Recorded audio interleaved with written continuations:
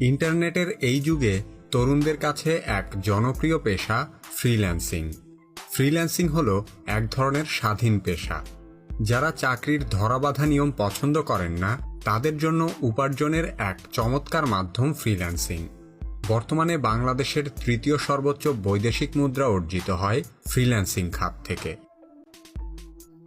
Freelancing হলো এক ধরনের চুক্তিভিত্তিক কাজ, তবে কোনো একক কাজকে ফ্রিল্যান্সিং বলা হয় না।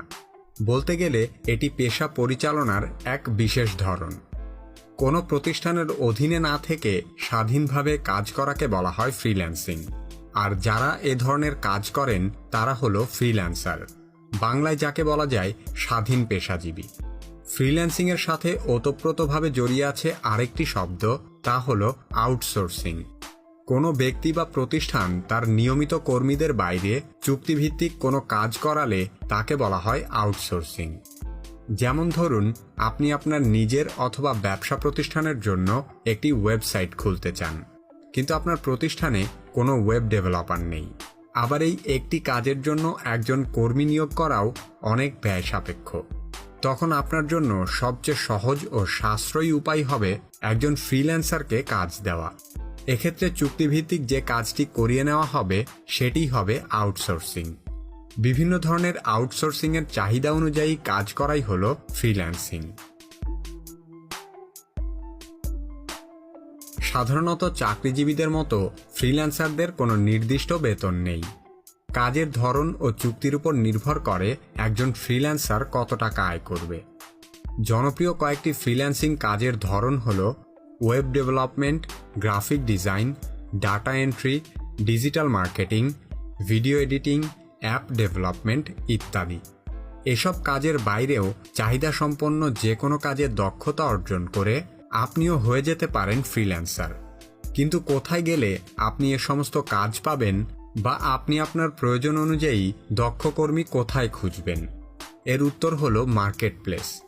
ফ্রিল্যান্সার ও তাদের ক্লায়েন্টদের মধ্যে কাজ আদান প্রদানের জায়গাকে বলা হয় মার্কেট প্লেস।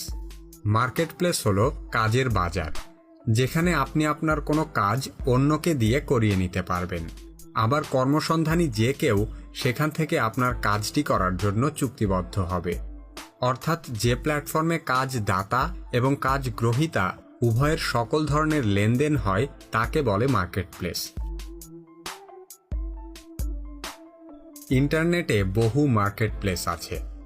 সকল মার্কেট প্লেসের উদ্দেশ্য এক হলেও তাদের কাজের ধরনে কিছুটা ভিন্নতা রয়েছে।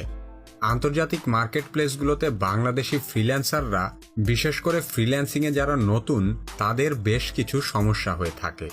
যেমন এক একজন ফ্রিল্যান্সারের কাজের দক্ষতার উপর ভিত্তি করে তার রেটিং পয়েন্ট থাকে। নতুন ফ্রিল্যান্সারদের অভিজ্ঞতা না থাকার কারণে তাদের কাজ পেতে বেশ অসুবিধা হয়। আরেকটি বড় অসুবিধা হলো কাজের পারিশ্রমিক পাবার বিষয়টি। বাংলাদেশে সকল ধরনের আন্তর্জাতিক পেমেন্ট মেথড না থাকায় অনেকেই বিদেশি ফ্রিল্যান্সিং মার্কেট প্লেসগুলোতে সহজে কাজ করতে পারে না, অথবা কাজ শেষে টাকা তুলতে নানা রকম সমস্যায় পড়তে হয়।